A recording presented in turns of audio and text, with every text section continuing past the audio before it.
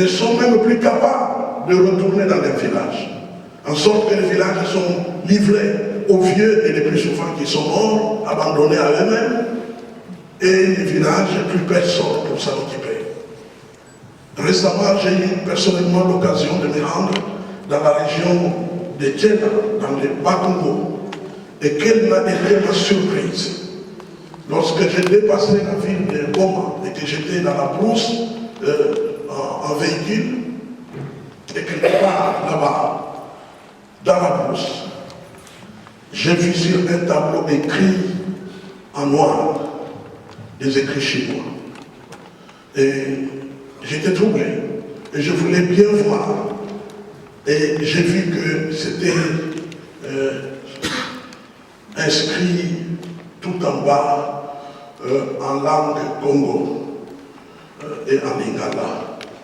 Tozali côté qui s'en maillait.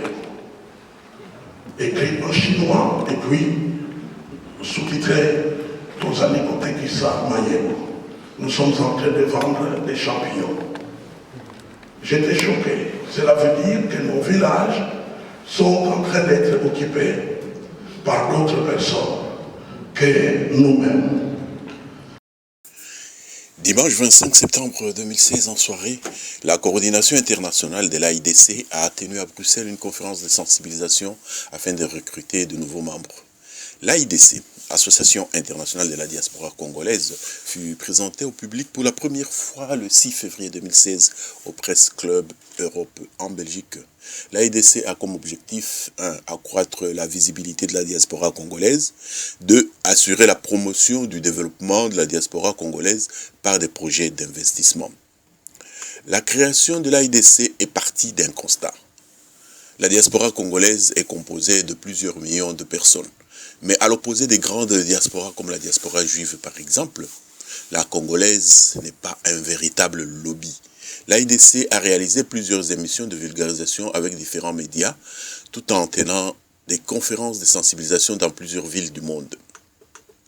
Pour l'AIDC, le moment est venu de faire pratiquement du porte-à-porte afin d'obtenir l'adhésion du plus grand nombre possible de Congolais de la diaspora. Parmi les grands principes qui guident l'AIDC, il y a cultiver notre union, valoriser nos compétences, revendiquer nos droits, opter pour un pacte démocratique. L'AIDC a déjà des coordinations dans les pays suivants: Belgique, France, Allemagne, Grande-Bretagne, Suisse, Hollande, USA et Côte d'Ivoire.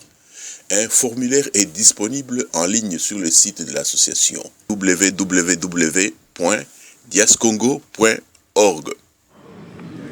Alors, ce que nous voulons faire maintenant, c'est en fait la partie la plus importante de notre soirée. Comme le docteur vient de l'expliquer, celui qui verse 100 € ne les perd pas.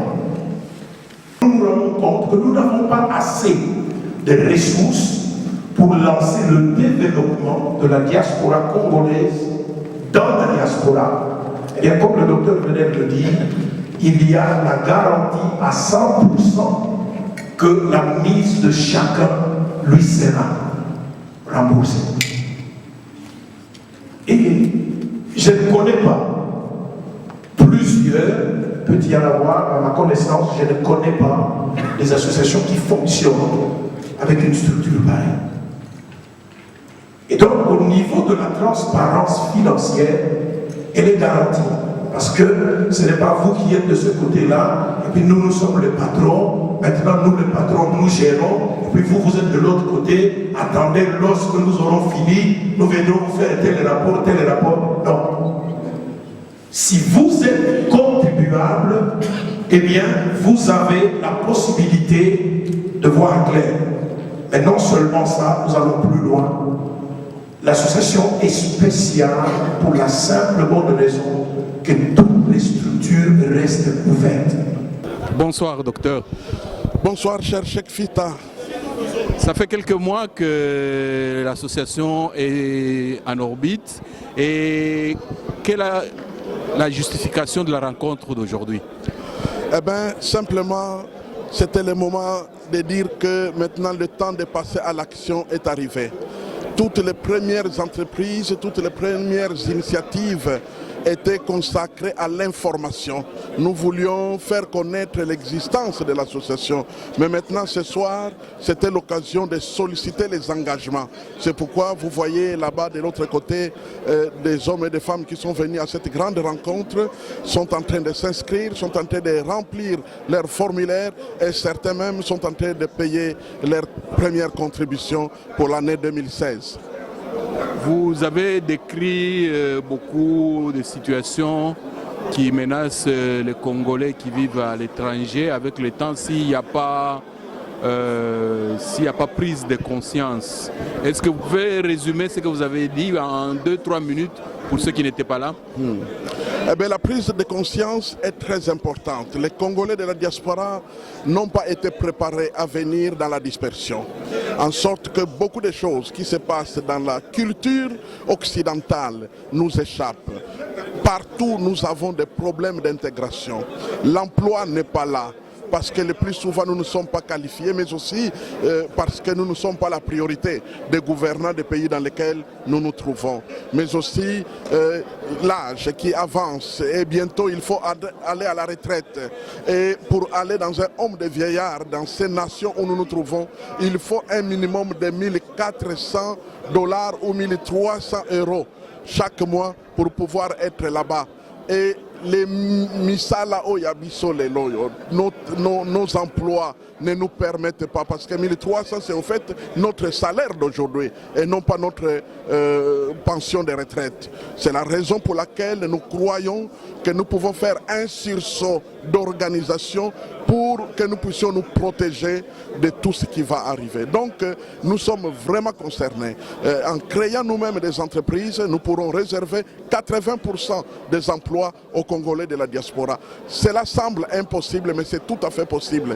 Quand c'est 2 millions, 3 millions de Congolais qui viennent ensemble, chacun donne 100 €, 100 $, eh bien on se retrouve avec 300 millions. Et avec 300 millions, s'il faut créer des entreprises de 5 millions, vous pouvez comprendre que nous pouvons nous retrouver avec 20, 30 villes dans lesquelles nous créons des entreprises et donner du travail aux Congolais. Bien sûr que ça paraît difficile et compliqué parce qu'on se dit, est-ce que nous, les Congolais, nous serons capables? Eh bien, si les Juifs ont réussi, si les Chinois ont réussi, si les Turcs ont réussi, si les Argentins ont réussi, pourquoi pas les Congolais? Nous sommes aussi des êtres pensants et capables de s'en sortir. C'est vrai que pendant longtemps, nous avons beaucoup d'idées négatives contre nous-mêmes. Mais à partir de maintenant, nous croyons, surtout compte tenu de toutes les difficultés qu'il y a dans notre pays, de quoi être assagi, de quoi être sage pour pouvoir nous prendre en charge. Et un dernier mot pour ceux qui hésitent encore. Eh bien, pour ceux qui hésitent, nous voulons simplement dire ceci. Nous comprenons votre hésitation. Il y a eu beaucoup de déceptions dans le passé. Le passé parle contre nous tous, en sorte qu'il y a des raisons d'être prudents. Mais allons-nous vivre jusqu'à la mort en étant prudents? Qu'allons-nous réussir? Vous le savez avec le moindre des calculs, qu'il y a des choses que nous serons toujours capables de faire par nous-mêmes. Mais il y en a d'autres que nous ne serons jamais capables de faire. Pour ce qui concerne la Belgique, nous vivons en Belgique, dont la devise est « l'union fait la force ». L'union fait la force, pourquoi? Parce que 100 €, ce n'est pas beaucoup pour l'individu.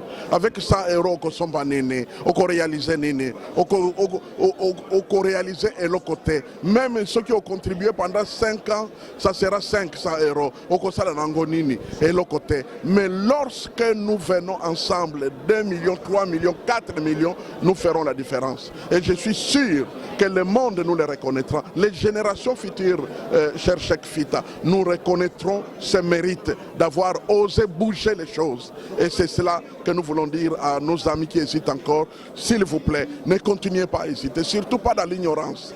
Prenez connaissance, entrez sur YouTube, trouvez nos conférences, prenez nos brochures, lisez, téléphonez-nous, nos téléphones sont connus.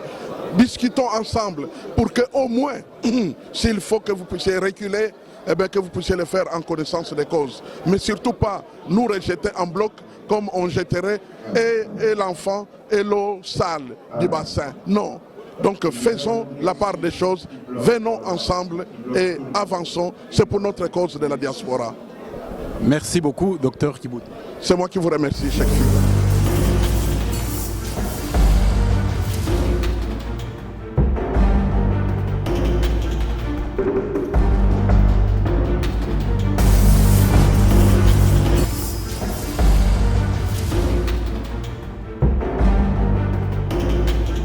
Thank you.